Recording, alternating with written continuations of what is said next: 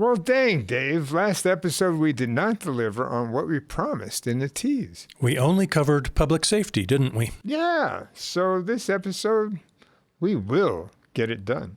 Yes, we'll talk about infrastructure, Housing solutions, economic vitality, and community activation. Part 2 on the City of Colorado Springs Strategic Action Doing Plan.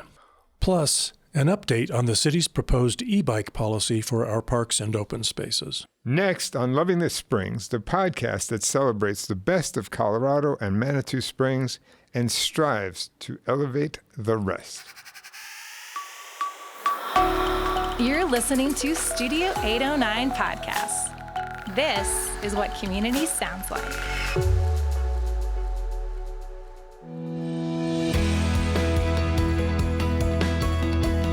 I'm Al Brody. And I'm Dave Gardner. We're coming to you from the Studio 809 Community Podcast Studio at the Next Us, a professional cooperative environment for small businesses in downtown Colorado Springs. Before we finish up the strategic plan highlights, Cory Sutela offered to give us a quick update on the development of an e-bikes policy for Colorado Springs parks and trails. Cory is Executive Director of Medicine Wheel Trail Advocates. Thanks a lot for stopping in, Cory. Yeah, thanks for having me here. Glad to be here. Why don't you tell us a little bit about what Medicine Wheel Trail Advocates is? Yeah, we were officially formed in 1991, but active since before that. We are a mostly mountain bike, trail construction, maintenance, and advocacy organization operating in the Pikes Peak region. Our mission is to build, share, and protect inspiring trail experiences for all users. If you're a regular listener to Loving the Springs, you've heard on previous episodes about the city's efforts to get their heads wrapped around where e-bikes should be allowed and not allowed. And we're not going to go into the long history of it, but there was a council meeting recently, 28th of January, I think, right? That's right. It was discussed on the 27th at a work session and decided not to take action on the 28th. Yeah, on the 28th, we thought there was going to be a vote to maybe put some ballot language on the ballot. That's right. The short version of this is that almost everyone agrees that e-bikes of some sort need to be codified as allowed on more places in the city than just our streets. And the Parks Department doesn't really have a formal rule about that in our parks. Am I right about that? They do have some rules, but they don't meet today's needs. The rules, strictly speaking, don't allow e-bikes. They do on the urban trail network, but not on any of our open space trails today. And then open space trails that were acquired with Trails and Open Space TOPS funding, those specifically prohibit motorized vehicles. That's right. And so a lot of people's interpretation of that is that means e-bikes are not allowed. Maybe they should be, but if they should be, then it would require a vote of the public to amend that TOPS funding. Was that an ordinance? It's an ordinance. It's an ordinance. It was a citizen-initiated ballot measure in 1997. Okay. And yes, it states that no motorized uses are allowed except for emergencies and maintenance. That pretty clearly excludes e-bikes then, doesn't it? Yes. And it also has a clause in there that says any changes to the TOPS ordinance must be done through a vote of the people and can't be done by council. And so the approach that city staff had proposed is, well, instead of changing the TOPS ordinance, let's change the broader city code, Chapter 4 of the city code that applies to all of parks properties, and create a new definition for non-motorized use and call some e-bikes non-motorized, and then that definition would cascade down into the TOPS ordinance. So strictly speaking, don't change the TOPS ordinance, but change Chapter 4 of the city code that applies to TOPS. And the new definition that was proposed, and there's been a few versions of it, but I think the one that continues to move forward is to say that Class 1 and Class 2 e-bikes are defined as non-motorized uses, and therefore would be allowed on any TOPS properties at the discretion of park staff, and Class 3 would not be called non-motorized, and no other devices are considered. So it's a little, I think I hypothesized that this is like some semantic sleight of hand in order to avoid the expense and trouble of putting something on the ballot. The attorneys said, we can figure out a fast, cheap way to do this. I think that's a fair assessment. Yeah. And really the focus of this really is the TOPS properties, but the approach they're taking would apply more broadly to all parks properties. So yeah, that's the approach they've taken. I like your term sleight of hand. it defies common use of language to say that these, they're clearly defined at the state and the federal level as vehicles with motors and therefore are motorized. They are not motor vehicles. That's different. So there's a difference between a motorized vehicle and a motor vehicle. A motor vehicle has requirements for license plates and registration and things like that. And at both the state and federal level, Class 1, 2, and 3 e-bikes have been defined as not motor vehicles. So you don't need a license plate. You don't need a driver's license. But it does not say that they're not motorized. And I'm not aware of any place in the world that says these vehicles with motors are non-motorized. Okay. So to my knowledge, this would be the first place where we would have a new definition for motorized and non-motorized. Now, quickly, tell me if I'm wrong about this, but I think it's safe to say there are a few people in town who would prefer not to see any e-bikes on those properties that were acquired with TOPS funding. Sure, that's true. Yeah, but I think most people are inclined to think we ought to allow Class 1, at least Class 1 and 2 perhaps, e-bikes on those properties. And so their problem with City Council's ordinance isn't about allowing e-bikes on those trails. Their problem is doing this tap dance around the law, the requirement that it be put to a public vote. Yeah, I think in our community, I would say, first of all, it's maybe useful to make a distinction between our urban trail network and the open space trails. There are TOPS properties, both that are considered urban trails and open space trails. And there's very broad support on the urban trail network to allow e-bikes and potentially other devices to access the urban trails, and that's a way that we can decrease car traffic, get more people to have transportation options. And I've spoken to very few people that would oppose some expansion of legal access on our urban trail network. It gets more tricky on the open space trails. There are certainly some people that don't want to see e-bikes of any sort or any motorized uses. They don't want that to change on the open space trails. And as a side note, most of the TOPS open space properties are also governed by a conservation easement, which is another document that says you can't have motorized uses. So there's a further complication on most of the open space trails. So there's a range of people's opinion about that. Medicine Wheel's opinion is that we should classify these as a new use, and then we should have the ability to decide and adapt over time and allow them where appropriate and prohibit them where that seems appropriate based on adaptive management concepts. So there's some places where they're probably great and some places where they wouldn't fit, and we should maintain the authority to make those policy decisions. There are some people that believe very strongly that it's important to not change TOPS without a vote of the people. And that's a fairly broadly held opinion by most people that are knowledgeable and understand that. And that opinion is much broader than just applying to e-bikes. If we start making changes to the city code that affects the TOPS ordinance because it's inconvenient and some of the protections in there are inconvenient, what's next? What are the other erosions of protection that are possible through legislative action that could really harm this wonderful program, this TOPS program that we've had since 1997? Yeah, and really don't respect that ordinance that was passed by the public.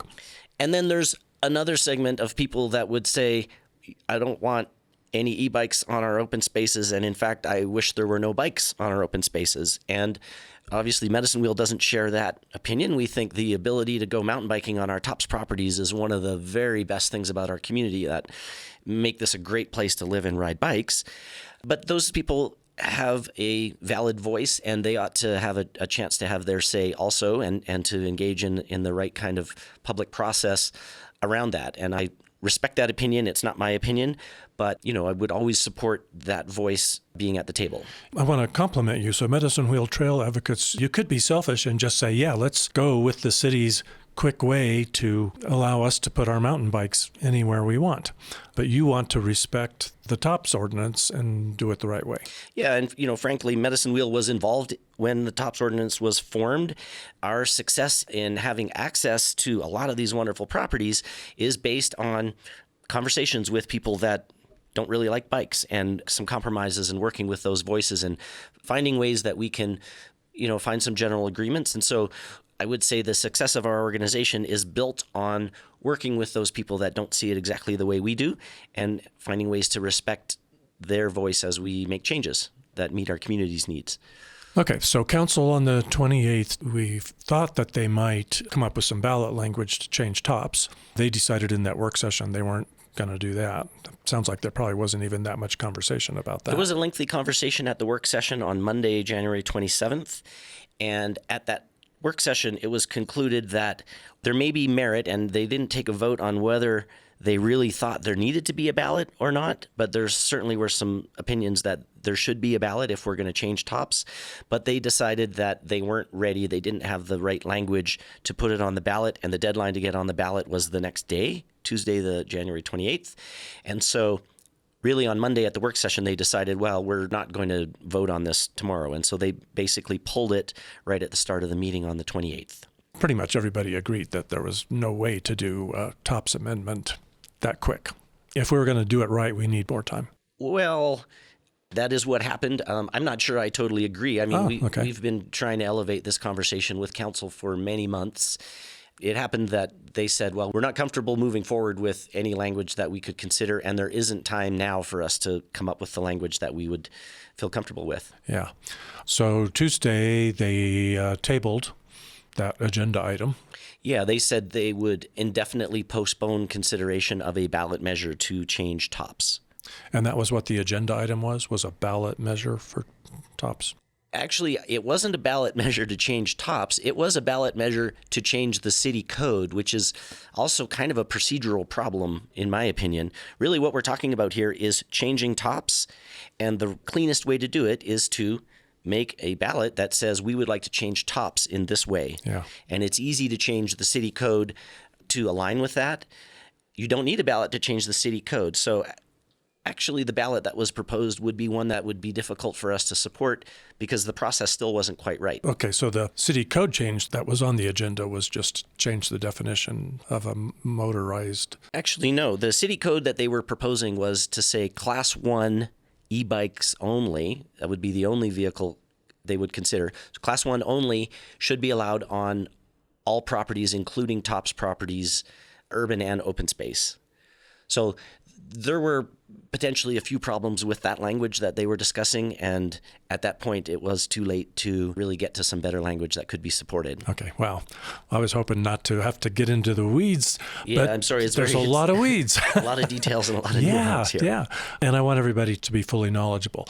I want to get this update out because you have some news about what's expected to be on the agenda of the next City Council meeting. Last I checked, the agenda hadn't been posted, but for the February 11th City Council meeting, it was announced at the TOPS Working Committee meeting that staff intended to proceed with the plan to create a new definition of non-motorized, and that would apply to Class 1 and 2 e-bikes only, and do that to the city code. So essentially the proposal that came forward 3 or 4 or 5 months ago, that proposal is unchanged. And I would note, despite votes taken by the TOPS Working Committee, the Parks Board, and the Citizens Transportation Advisory Board, all of those boards asked for some changes to that language, and yet that language hasn't changed, and it's moving forward as it was originally proposed. Wow. Okay.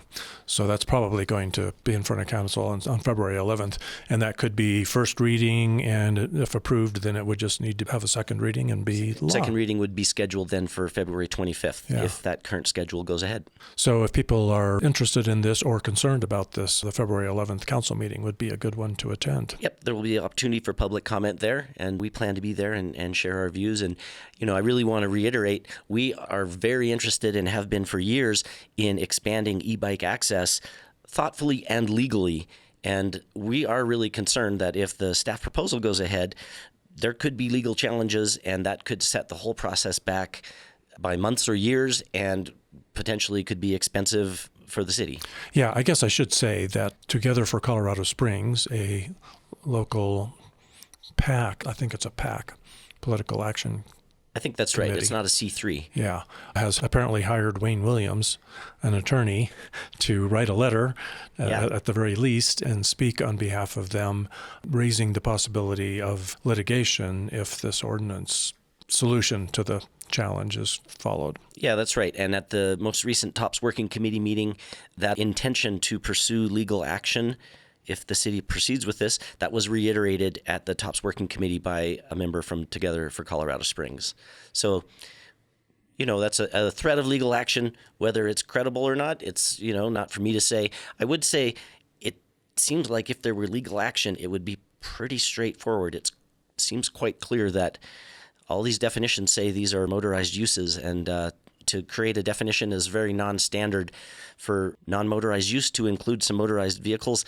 Would seem to me, I'm not a lawyer, but would seem to me that would be a fairly short court case. Seems like it might be.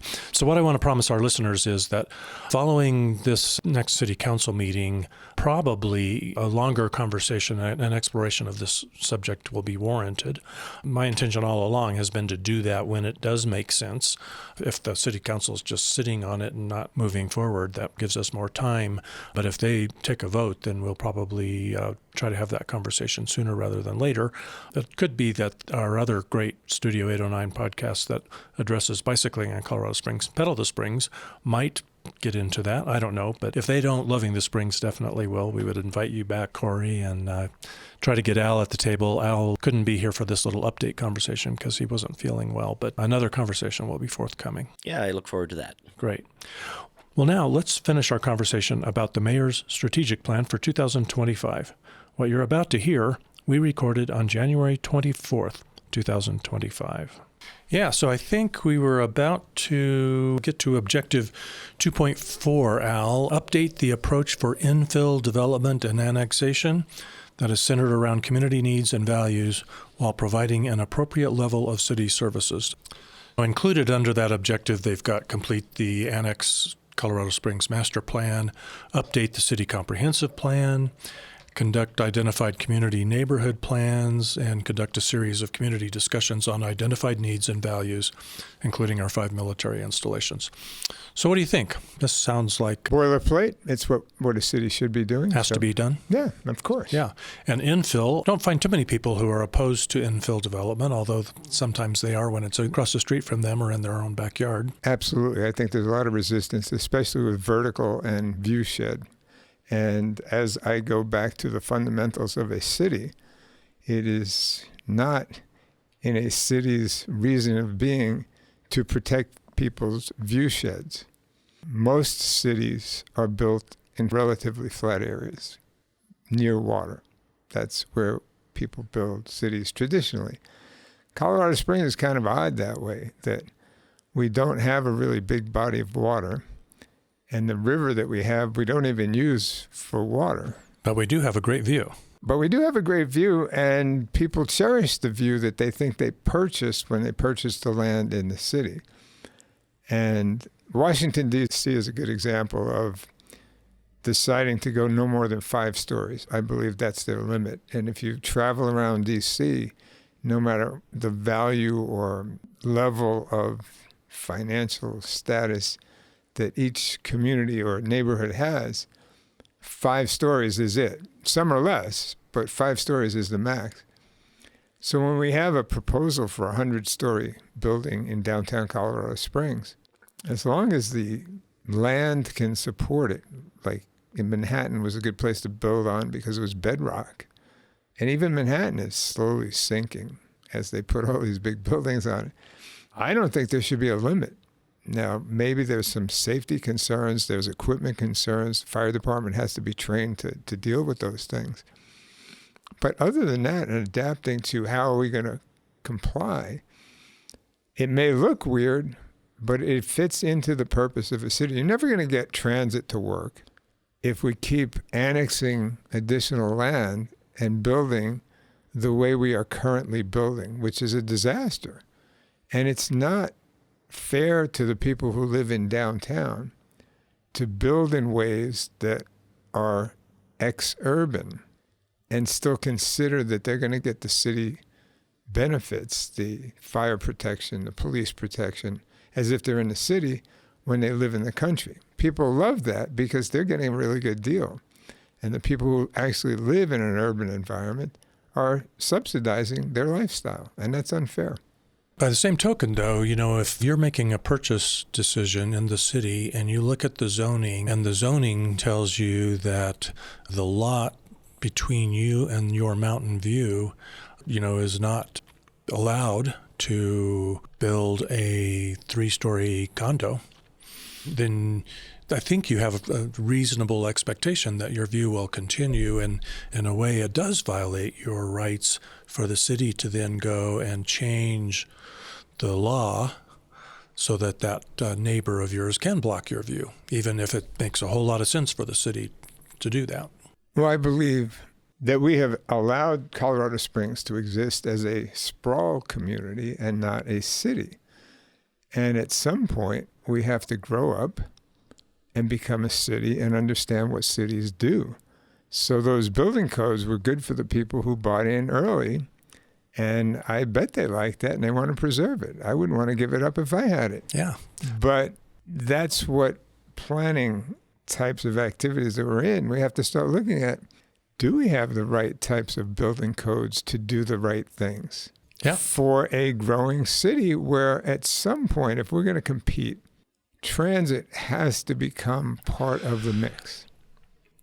Okay, what competition are we in? That's a great question. If you want to compete as a city, purpose of a city is to reduce the distance between interchanges, commercial, recreational, and social. That means coming together and becoming more dense, always becoming more dense. That's what cities do. If you look at cities around the world. Now, if we don't want to be a city, that's an option.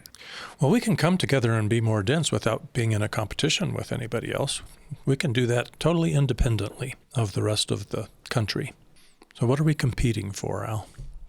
I think this is valuable to get into because we'll circle back to this when we talk about economic vitality, whatever the hell that is. It is. So if you're going to attract business, which most cities do, that's why they have chambers of commerce. Otherwise, they would think it's unimportant. We'll just be what we are, and we won't worry about the future because we're not trying to compete with anybody. I don't need to attract business to the city.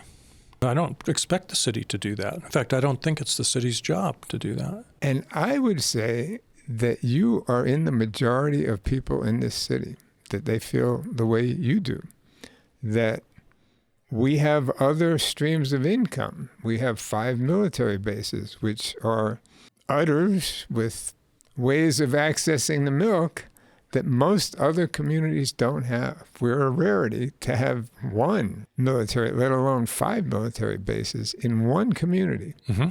So we have a lot of federal funding coming in to support those installations. We have tourism. So we have high sales tax. Not really good for the lower income residents, especially, not really good for any resident, but it is a good way to collect taxes when you have a lot of people who are tourists paying the tax. So if we just want to be a tourism and military town, which we have been for a long time, we're not a big industrial town. There's some industry here. I'm not knocking what we have, but maybe we could do that. Maybe that's part of this planning is, what do we want to be? And staying the way we are, by a lot of people's standards, would be we're falling behind. But maybe that's the right answer. Maybe having exactly what we have. A lot of people like being here. That's not a tough thing. And they like having the options of having an acre or 5 acres or half an acre or a third of an acre of land and living car dependent, because you really can't exist in that suburban, ex-urban environment without multiple vehicles if you're a family. You just can't. Well, if we have to, let's say, double or triple our population in order to create the density that would support the transit that we'd all love to see, what we're going to have is a bunch of people using the transit. We'll have denser development, but we'll probably have about the same number of people we have today driving. You know, we're not going to completely empty the streets. So we will have grown to fix a problem that growing creates. Why do I hear growth busters coming, bubbling up? Well, there's this myth, you know, for the last 200 years, we've had this myth that growth is progress and that if you're not growing, you're dying. Well, I think we can get better without growing. And in fact, we cannot grow forever. The population of the world is going to peak sometime in the next 10, 20, 30, 40 years.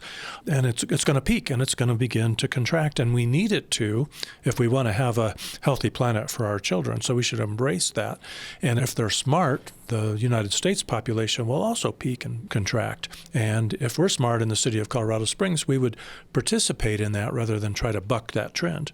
Because if we want to continue to be addicted to growth like we have been in Colorado Springs, then we're going to be competing. Because all the cities that are addicted to growth are going to be in ever more intense competition to attract people when the number of people is shrinking. And if we're successful in that competition, we'll get more of what we have, which is the costs of growth exceed the benefits. And so taxes will go up. Yeah. Air quality will go down. Who knows what we'll do for water? We'll be drinking our pee for sure. If we aren't successful in that competition, we're going to have a lot of stranded infrastructure. We're going to have all these high rises that are empty because we overbuilt thinking that we were going to grow forever, instead of looking to the future and saying, you know what, the future is fewer people. Let's figure out how to have a really wonderful, healthy 21st century economy that doesn't require non-ending growth. We're going to have to decide. I'm not against what you're saying. I support it. But the reality is we have been heading in the direction of having more people. Sure. Yeah. And if that's the case, then you have to have more people in a way that functions that we can support over time. We can't keep doing what we're doing, which is budgeting for what we have and worrying about what breaks when we get there. And we neglect and abuse the infrastructure that we have, and we're willing to just keep doing that. We need more money. We need an additional tax to fix the roads that we should have been maintaining already. Yeah. And even the additional tax isn't sufficient for the roads, yet we keep building more roads. So I think most fifth graders would say, something's got to give here. This is a bad business model. Yeah. Well, we keep betting that the growth is going to provide the profit to pay. We know it doesn't. Well, we sort of do, but we sort of ignore that fact. Ignore. Yeah. But we know it. Yeah. I think the people that we elect don't seem to really know that because they bought hook, line, and sinker the renegotiation of the Banning-Lewis annexation agreement based on a study that said we're going to get more tax revenue from this than we're giving up by not requiring the developer to pay all the costs of growth. Just look at our utility bills because of the Southern delivery system. Yeah. I think it's smart for us to take a hard look at our annexation policies. It would be good for them to be more conscious of the limits of our water resources than they are today. I'm not against increased density, but I recognize the reluctance of some people to completely embrace just going wild. I'd rather not see one building that just, stands out in our skyline. And I worry about that. It could be the new icon of Colorado Springs if it fails, if it's built and sits empty because it doesn't fill up. It's counting on a lot of additional population growth because we've got a lot of apartments and condos coming online right now. We've had a building frenzy. So I worry about those things, but if the private sector is willing to research and build and speculate, then we shouldn't stand in their way. I'm not saying we should subsidize them, but we certainly shouldn't stand in their way. Yeah. Here's another interesting objective, 2.6. Leverage data and innovative technology to address our community's needs and enhance our quality of life. I like that because I know we have a mayor who really believes in the value of data, and I really want to see our city embrace innovative technology. I know they're working on trying to leverage technology to improve police response times, and I think that technology can make it possible for patrol officers to do more traffic enforcement, if they don't have to spend 20 minutes writing a speeding ticket. Right. So I'm all about the technology, and I support that. I would really like to just spend a moment here and define quality of life, even between the two of us. So I see a distinct difference between standard of living and quality of life. You can have an extremely high standard of living and still be very unhappy. Mm-hmm. So to me, quality of life is a lot of things you really can't control yourself. It's the quality of the air, the quality of the water that you drink, the food that you access, Those are quality of life things. Whereas standard of living, you may be able to afford a very fancy restaurant. Doesn't mean that the food is healthy. You have a high standard of living, you may not be having a high quality of life. I grew up in a fairly dense place on the planet in New York City. And crime is a constant. And I think it's a constant everywhere. It's just when you're more dense, there's more crime per day. So your chances of being mugged, robbed, vandalized, your car being stolen, your car being hit and run, all those things go up. And if you've dealt with any of those things, to me, that's a terrible thing as far as quality of life. Now, if I don't have access to a newspaper stand and a deli and a pizza place and all the things that made living in New York City really comfortable, I loved it. But along with that, there's density, and there's always going to be a factor, a group of people who do bad things. So if you live out in a rural area where your neighbors are acres away from you, the points of friction are so much less. The amount of crime that you're going to experience is going to be less. So it's not that crime isn't there. It's not that crime couldn't happen to you. It's just probability is way down. So that's my aspect of quality of life versus standard of living. So when people throw things out to enhance my quality of life, tell me what you're going to measure. I want to know those meaningful metrics that you're going to use. How are you going to measure what's going to improve my quality of life? I'll give you an example that I think is worthwhile. If you lived on the west side of town, and I don't know where the lines change, your water through Colorado Springs Utilities comes down from the mountains and is very clean water as far as water goes. We have some of the best water in the country. But if you live on the east side of town, your water's coming from the Southern Delivery System or some other system. There are others. And it's not the greatest water. It's been through a few towns. Yeah, it's passed through things. So even within the city, you can have people who have access to very clean air because they're up a little bit higher maybe and they don't get the inversion. They have different water. And I think to be fair in a city, that we should know whose quality of life is as good or as bad as it might be. So you don't just have one number if there are factors that are changing. And that's why it's so important to measure things that are meaningful. Quality of air, quality of water, safety of the streets, quality of the streets. You know, if you have to drive on a snow-covered street because they don't plow, because you're up in an area where they just don't, versus somebody who's on a main street where they plow all the time. If you have a bus and you take the bus and they don't clean the bus stop of snow, which is typical here, and ice, that bus may be okay, but there's really no safe way to get on the bus because the bus stop is destroyed by snow. Yeah, or if you don't have access to a bus, or if you're miles and miles away from a supermarket. Yes, all those things are quality of life and not necessarily standard of living.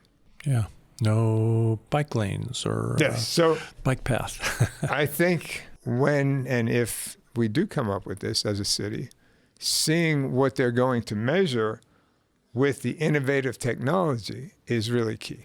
Maybe a future episode, we should take a look at that survey that the city did this last summer, and we'll report to our listeners what the city found, but we'll also kind of assess it and see how they did, and did they measure the right things and come up with good ways to measure that. That's a great idea. Objective 3.1 is all about housing, and of course, you know, day doesn't go by that you don't hear about unaffordable housing.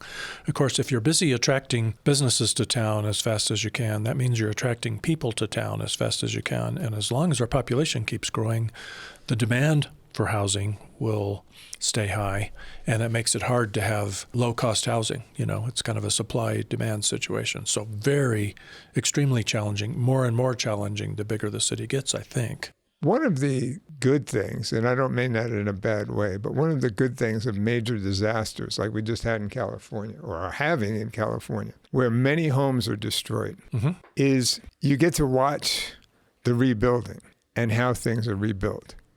I think if you take a look at the Mountain Shadows neighborhood, it pretty much rebuilt as it was. Yeah, it didn't change a lot, did it? No. So the fire happened. The fire codes may have adjusted a bit, but there's maybe some more interest in fire mitigation and trying to prevent things. We didn't go with sprinklers. We didn't go with other available technologies to make the homes more fire resistant. I don't know that anything's fireproof, but more fire resistant. We just kind of built back what they had. They took the insurance money and they said, okay, these homes are in a good place and we'll continue what we had, and things just built back. I believe that's one approach. I think what you're going to see in California, and this is to be seen, Altadena was in a kind of a unique place, very similar to what we have. We're up on a hillside adjacent to mountains. There was lower income people in a pretty cool place because when it was built, it's where people didn't want to live. And now, because it's on a hill, looking down on most of Los Angeles, it's a place where a lot of people would like to live. So we'll see if it gentrifies, if the people who live there can no longer afford to live in the community that is being rebuilt. So housing affordability, that's going to be, I think it's clear there's efforts underway, and it looks like they're going to try to study that and improve on that. We don't want to price the mechanics and the plumbers and the restaurant workers out of being able to live in the city. We don't want them to all have to live in Falcon and drive into town to work. So I see they're doing a complete housing needs assessment. I think it should also be the housing wants assessment, because nobody needs a 5,000 square foot house for two people. Yet a lot of people have that. You don't need it. You may want it and you may deserve it and you can afford it. That's fine. But you certainly don't need that. Yeah. So that's where you change behavior with tax. So if you're talking about needs, if we're really talking about needs fulfillment should be inexpensive. The taxes on small, efficient homes should be very low. And the taxes on large, inefficient homes that have outdoor lighting, mood lighting, tennis courts, basketball courts, all sorts of things that you could certainly get in a park. You should be able to have that. I'm American. I support having as much as you can afford and want. That's fine.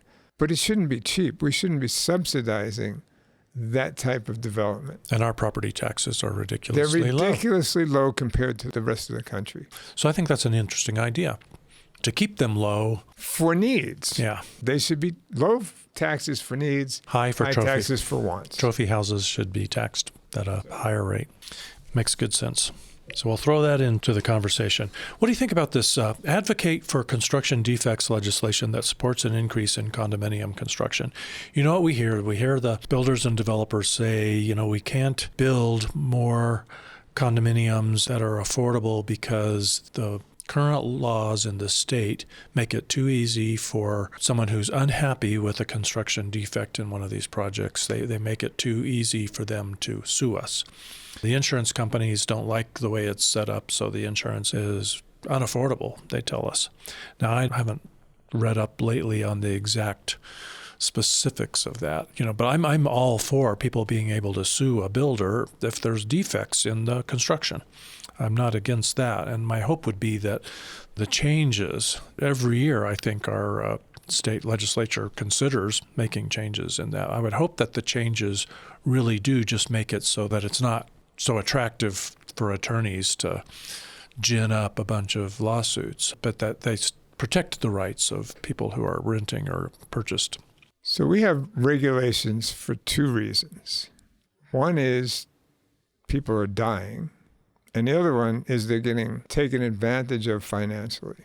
That's really the two reasons we regulate anything. So if it's pollution, air pollution, chemical in the water kind of thing, that's what regulations are for. And we now have an administration at the presidential level that wants fewer and fewer regulations. And unfortunately, a lot of these things, the impact isn't immediate. So if you have asbestos in your house, if you built a brand new house, made it of asbestos, you wouldn't die instantly. You probably wouldn't even be uncomfortable. You might actually like it. I mean, asbestos worked well when we used it. Yeah. But then you're in your 40s or 50s, and now you have some very long word type of cancer. And I don't even want to try that word. But that's what the regulation is for. We learn and we try to fix. And I think that's the process with anything, and the condos are no different. If it's a defect that came about that was not known, then destroying a developer or builder for having done that, that's not really fair. But it is a defect when you find it.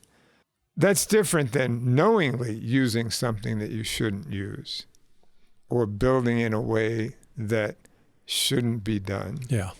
But again, if there's no regulation preventing it, then any business would do as much as they can legally within the rules and maybe cross the line a little bit. I mean, we all push the edge a bit. So if you don't have strong, clear regulations on fire mitigation, flood handling, and I believe, and time will tell, that we've been building in accordance with the 100-year flood expectations. But every time somebody does something, paves a property, that changes how the 100-year flood that happened at some point will affect the hydraulics in the moment. The 100-year flood becomes a 50-year flood in some cases. It may be the same 100-year flood as the amount of rain goes, but the impact to certain areas within that zone may seem like a 1,000-year flood. Yeah, good point. So my whole point in this is regulations have to change regularly. And this isn't black or white. It's a constant battle of taking care of people and enabling business to exist. If you keep getting sued out of business every time something happens that you didn't know about, that's not good for any of us either. Well, I don't think you want to, and I think you'll agree with me on this, we don't want to reduce regulations in order to make housing cheaper if that makes housing more dangerous. Absolutely not. I'm a firm believer. I was on an inspector general team in the Air Force, and we were regulators. And I respect the value of regulators. There's a reason for it. And I learned firsthand the things that could have been dangerous, that could have been expensive, could have cost lives, if what's not inspected gets neglected. So if you're not checking on things to see that people are actually complying with those regulations, then when a disaster happens, you're complacent in having whatever happened happen. You were complacent, and now you're complicit in that. Good point. 4.1a, work with economic development partners to attract, retain, and expand companies for job creation and GDP growth. I actually have one thing to say, and that is GDP growth does not improve your quality of life. And there's a myth, maybe, that it does. A healthy 21st century economy, it has nothing to do with GDP growth. GDP growth is measuring how much faster we're destroying our planet or our region. If you mine more, you have GDP growth. If you dig up more minerals so that you can construct more solar panels, that's GDP growth, but it comes at a cost. So just saying. So this is another factor in quality of life versus standard of living. And I totally agree with you, Dave. It's what we all think we should do. We should get more and have more and do more. More. But that's not sustainable in a small ecosystem. So if we want to have parks with clean water and clean air, either you have highly regulated industries, which is not encouraging rapid growth. You can't have both. So it's interesting that on the one hand, we're going to measure and look at quality of life. And on the other hand, we're going to try to encourage things that will probably diminish our quality of life and raise potentially some people's standard of living. Yeah. I'll just get on my soapbox here for a second. Retaining companies, there's some value to that because we churn doesn't really help anybody. But attracting and expanding companies, job creation, GDP growth, these are things that home builders and real estate developers, that's what they want. And they have done a pretty good job of convincing the rest of us that those are awesome. That, of course, everybody wants that, and we need that. And the truth is, we're at a point where it's creating more problems than it helps. Those folks are getting a lot richer. We're saddled with trying to find a way to keep the roads maintained, and we can't afford to keep the roads maintained because a lot of the money from all of that growth is being kept in the pockets of the people who are in the growth industry. I want to encourage us to be more imaginative and imagine that quality of life doesn't depend on more of those things year after year. So Henry Ford, when he was setting up the early stages of mass production, knew in his mind that the people working in his factory should be able to afford the product that he was creating. Yeah, famously, yeah. And I think that type of philosophy is really important, that you've got this middle class, for lack of a better way to describe it, the people who work in the factory, all of them, the people on the plant floor, the janitor, the CEO, all those people should be able to afford and be proud of the product. And I think, at least at the national level, we're making it really good for the super rich to exist. And we're making it really hard for the lowest income people to exist. And for a while, America was great when there was a middle class, that people had all of their needs met. They had a home. Even if it wasn't a car, they had transportation. That's why you lived in a city. You had access to fresh food. And you could be healthy if you chose to, or you could be a bum if you chose to. Back when there were bums and not the unhoused. Unhoused. You were just a bum. And I believe we've lost sight of it at the national level, but that doesn't mean we have to lose sight of it at the city level, the local level. And I think we really do want a thriving middle class. In the Bronx, we had people who owned their own homes. And then we had government-subsidized housing, otherwise known as the projects. Uh-huh. They didn't work very well. They were harsh. They were crime-ridden because nobody respected, I won't say nobody. There was an element of people who appreciated what they had, and then there were many people who were just not happy with what they were given. Mm-hmm. So they chose another model in the Bronx, and they chose this where I think it's similar to Habitat for Humanity, where you get lower income people to own a home. It's a pretty basic home, but it's a home. It's their own home. They get to take care of it. They get to own it. And people who own things seem to treat them differently than when they're not even renting, because it's different than renting. You're renting a subsidized thing that somebody else is basically paying for your rent. Yeah. General Horner, who was the 4-star general at Peterson Air Force Base when I was there, he said, and I'm paraphrasing, not quoting him, that nobody washes a rental car. That was basically what he said, that, if it's your own car, you're going to take care of it. If it's a rental car, you're assuming somebody else is going to take care of it. You may pay for it, but somebody else is going to take care of it. And I think he was right. And he didn't mean it about rental cars. He meant it about everything, even the equipment, the airplanes that we had. If you own it, that's why they paint people's names on the airplane, the pilot and the crew chief, because then they own the plane. Wow. And they treat it differently. So it's something that we do in the Air Force, did in the Air Force. And I think that type of pride in ownership is vital. So as a community, if we don't figure out ways to not just provide housing, but provide an opportunity to own, even if it's a tiny home. And I think some of that's going on. I see these colorful, tiny homes happening. Yeah. But you need police protection. You need all the things to make sure that those aren't abused. I think that's the right way to go. There has to be skin in the game from anybody if you expect people to truly be proud of and take care of what they have. Very well said. So, Mr. Mayor, I'll just say we should strive for everyone's needs to be met, for high quality of life. GDP growth is not a measure of anything that we need more of. So strike that. We don't need it. I don't want to see those words. In fact, contracting GDP growth would actually be a good goal on a planet where we've outgrown the planet. So, see, you can say that, Dave, yeah, as a Growth Busters guy, but I don't know that the mayor can actually get away with that.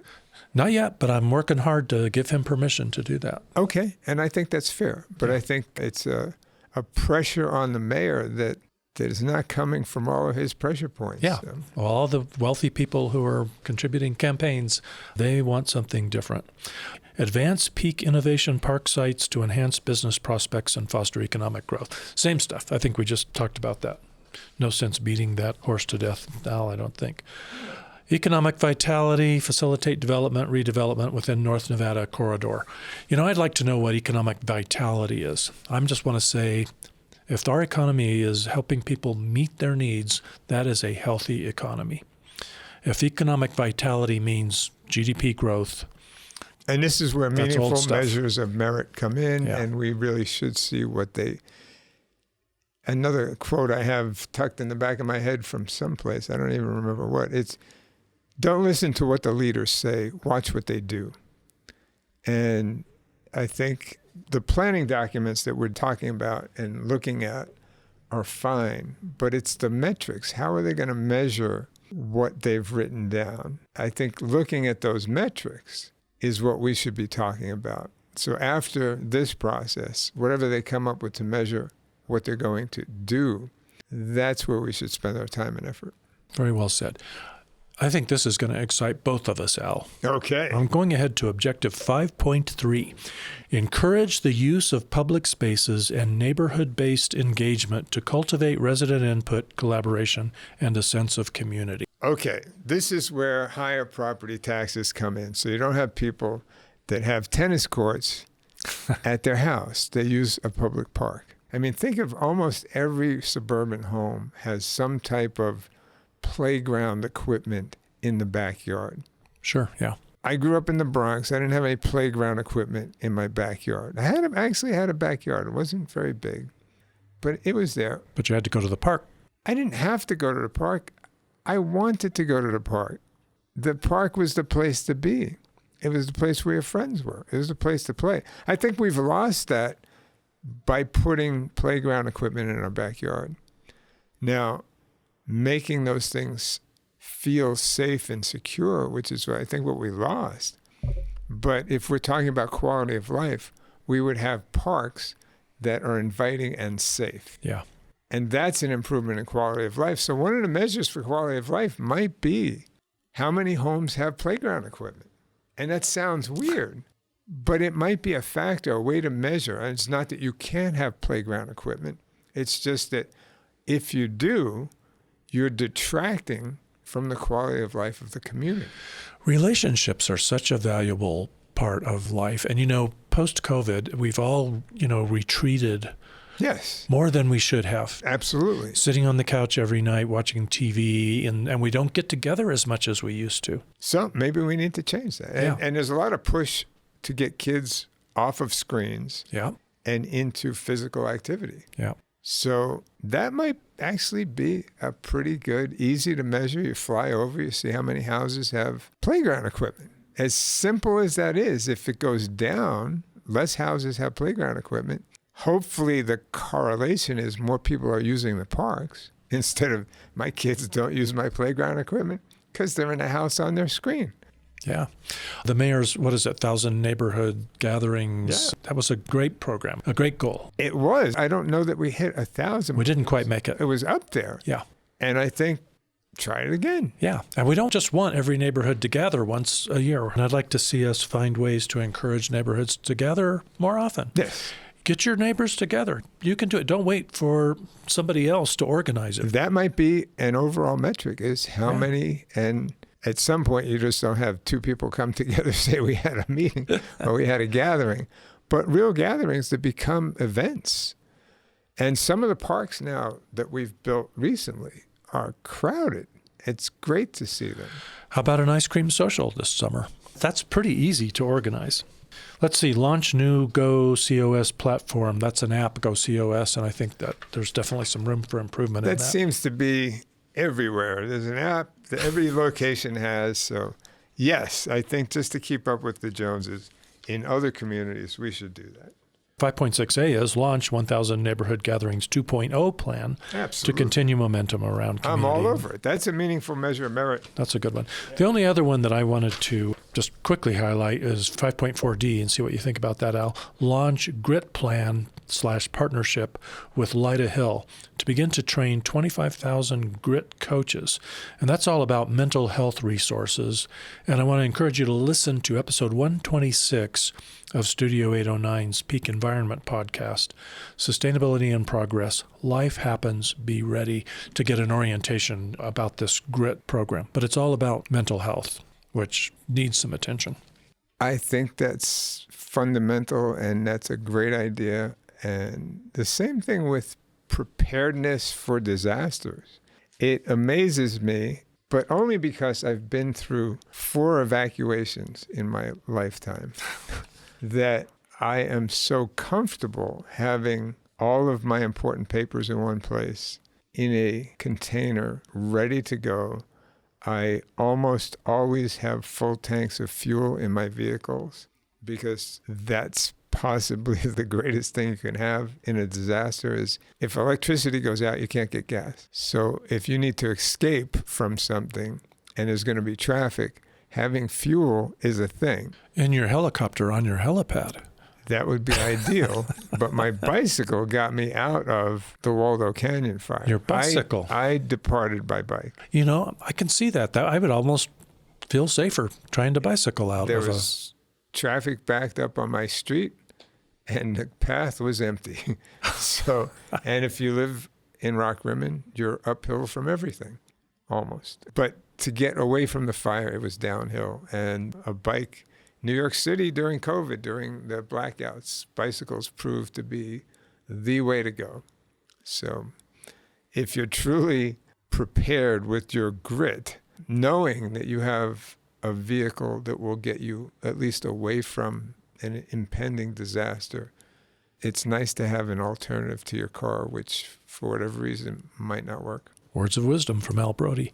As we wrap up, Al, I know you're getting tired of hearing about making our streets safer, but I want to put in a plug. Studio 809 has this great podcast about bicycling in the area called Pedal the Springs. Mm-hmm. Kudos to Tori Giffen of Buffalo Lodge Bicycle Resort for hosting that. And I think it's the last episode 32, Rules of the Road, What Every Motorist and Cyclist Needs to Know About Bicycle Rights and Rules in Colorado. I want to really encourage everyone, whether you're a bicyclist or a motorist. It was amazing what I learned in this episode. And a couple of things are, did you know, that you probably know, Al, there are free courses you can take as a motorist to learn about what the rules of the road are for bicyclists, what to expect, how to be a more bicycle-friendly driver. And there are courses for bicyclists to take so that they can be safer and better ambassadors for bicyclists and get along better with motorists on the road. Just a couple of awesome resources in this episode. That's great. And I hate to say it, but as I mature, some people say get old, the risk of being on the street with especially distracted drivers is so great to me that I avoid the street as much as I possibly can. And I think as far as quality of life, having a trail system that functions to get me to a destination is key. And this location where we're at right now is not far off of our Greenway Trail, and there is access.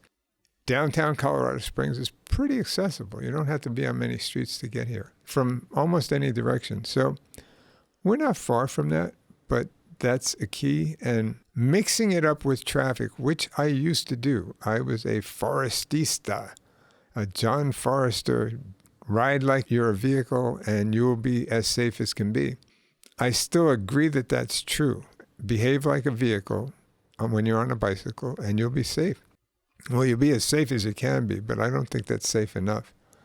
And I know too many people have been hit by cars, and especially people who are distracted. And we just got a new law for not having handheld cell phones. Yeah, I think that'll help. I'm hoping people will respect that law. But the reality is that's the problem, is people are holding their phones, and they're not just holding them, they're texting, they're doing a lot of activity while they're driving. So if they're not holding their phones, if they take this course and they understand how to get along with bicycles, if they're observing the speed limit, then the streets could be a lot safer for bicyclists. That's my dream, Al. I know you don't think that's realistic. No, dreams don't have to be realistic, but they're dreams, and I agree. I have the same dream. Okay. All right. Well, I want to thank you all for listening to Loving the Springs. Be sure to follow this podcast to keep up on What's going on? what's going well. And what's going wrong? Share it with your friends if you like it. Share it with family and colleagues too. And be sure to visit studio809podcast.com to check out all of our fine community podcasts. Find your new local favorite here. And we'll catch you next time.